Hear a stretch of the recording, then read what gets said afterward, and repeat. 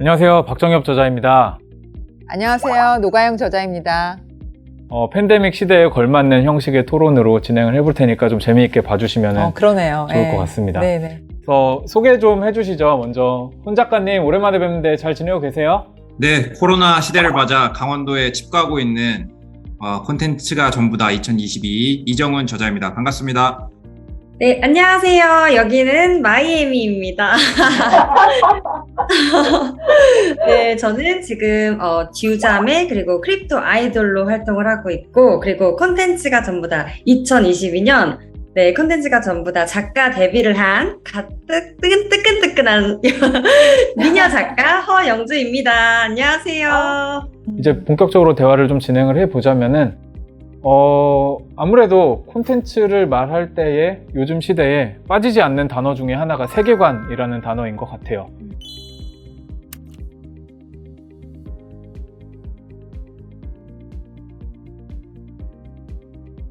제가 처음으로 여러분들께 드리고 싶은 질문은 세계관이란 말을 들었을 때 이 콘텐츠 전문가 여러분들은 어떤 단어가 떠오르시냐 이 질문이에요.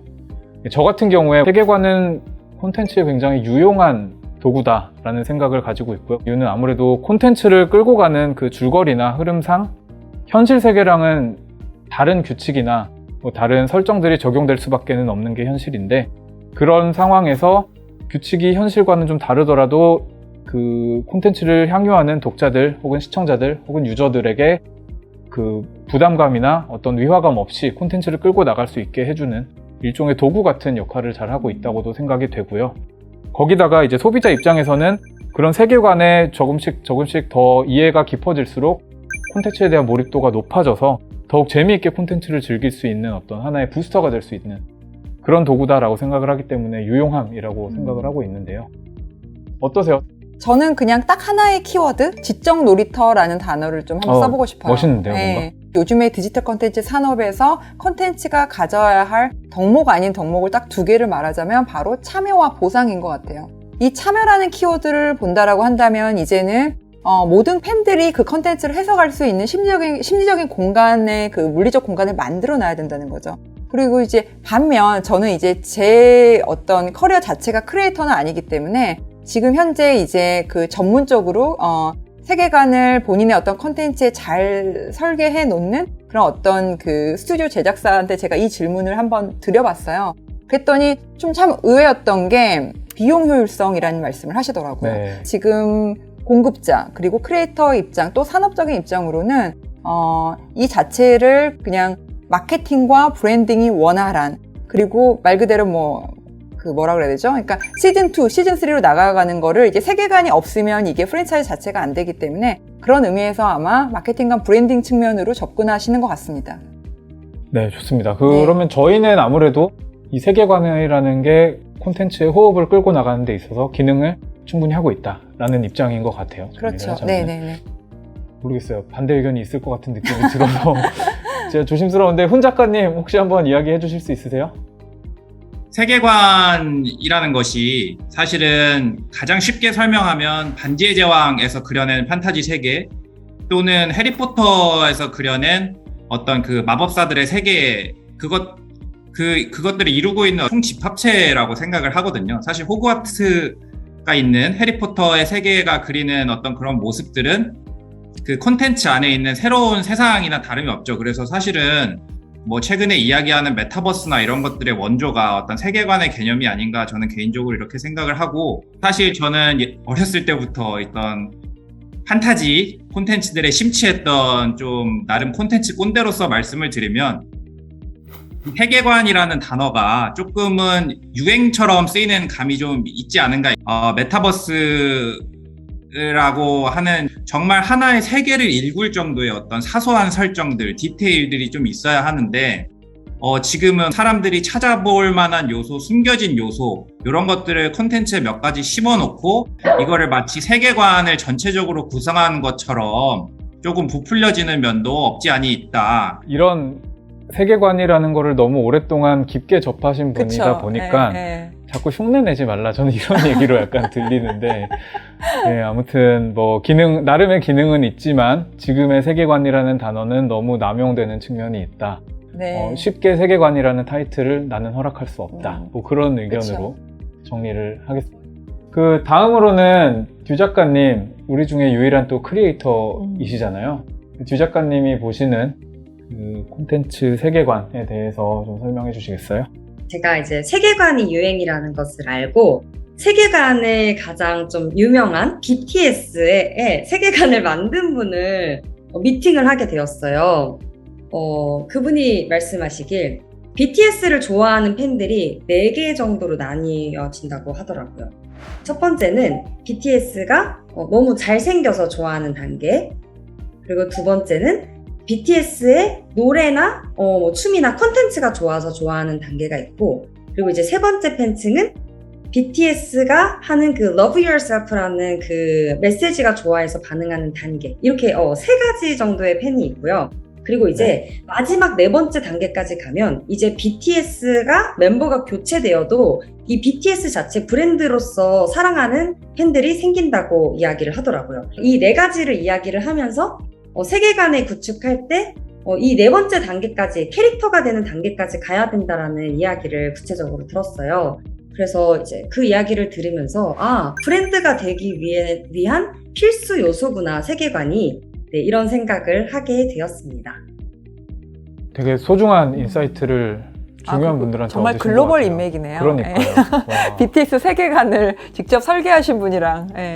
우리가 각자 이제 챕터를 담당해서 또 주력으로 쓴 그 단원이라고 할까요? 그 각자의 산업에서 그 콘텐츠가 지금 어떤 식으로 응용되고 있고 활용되고 있는지 그런 이야기를 좀 나눠보면 어떨까 해요. 일단은 뭐 영화나 드라마, OTT 쪽에서 한번은 좀 잡아보자면 프랜차이즈 전략이라고 생각해요, 저는. 그러니까 말 그대로 이제 편하게는 제가 이제 산업용어로 프랜차이즈라고 했지만 편하게는 그냥 시즌제 컨텐츠라고 저희가 흔히 이야기를 하는데, 제가 얼마 전에 그 해외 칼럼을 읽은 것 중에서 정말 이 말이 딱 맞다라고 생각한 문장이 뭐냐면 향후에는 컨텐츠가 스스로 마케팅하는 시대가 되어야 된다라는 거거든요. 실제적으로 아까 제가 언급했던 지적 놀이터, 그러니까 이 심어놓은 세계관을 팬덤들의 각자의 느낌과 해석으로 막 이거 해석 진화하면서 소셜 바이럴을 일으키고, 그리고 주장님이 말씀하셨듯이 이거는 세계관 자체가 브랜드가 되어서 컨텐츠가 스스로 마케팅을 하는 시대, 이제 그런 느낌으로 제가 좀 프랜차이즈 이야기를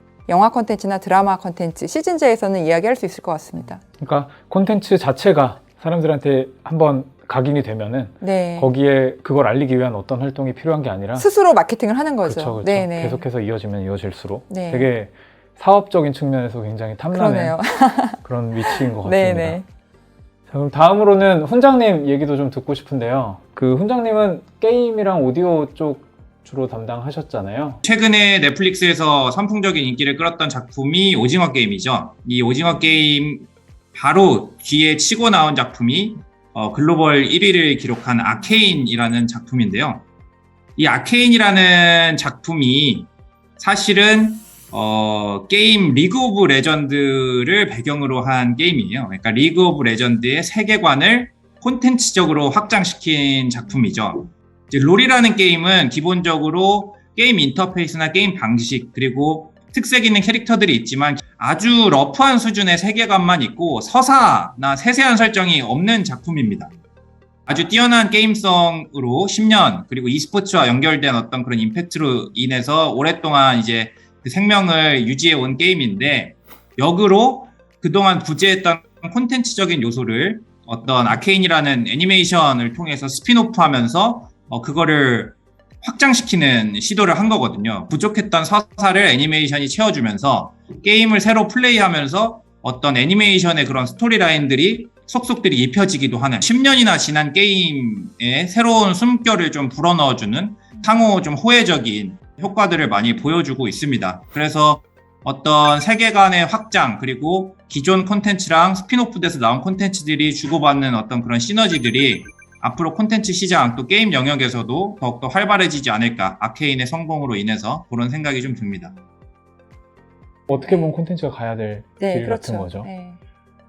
듀장님은 어떠세요? 일단 가장 여러분들이 많이 아실 것 같은데 부캐놀이가 한창이잖아요. 각각의 다른 그렇죠. 세계관을 가진 캐릭터들을 구축해서 완전히 다른 삶을 연출하고 또 완전히 다른 삶을 살게 하는 그런 것들이 되게 적용이 잘 된 것 같아요. 그래서 이번 연도 완전 히트작이었죠. 그 피식대학의 최준님부터 시작해서 그리고 이호창, 이택조, 산악회 아저씨로서 그 세수 밈이 엄청 됐었어요. 굉장히 디테일한 세계관을 창조를 해서 그 인물로서 또 살아가고 활동하는 모습을 우리가 다 함께 지켜봤는데요. 이렇게 적용이 되고 있습니다. 여러분들 생각해 보시면은 과거에 K-팝이라는 거는 춤과 노래로 만들어진 콘텐츠에 불과했었어요. 근데 이게 2012년, 13년 정도부터 SM이 세계관이라는 어떤 그 장치를 적극적으로 들여오면서 아이돌들한테 부캐 같은 새로운 아이덴티티가 생겼고요.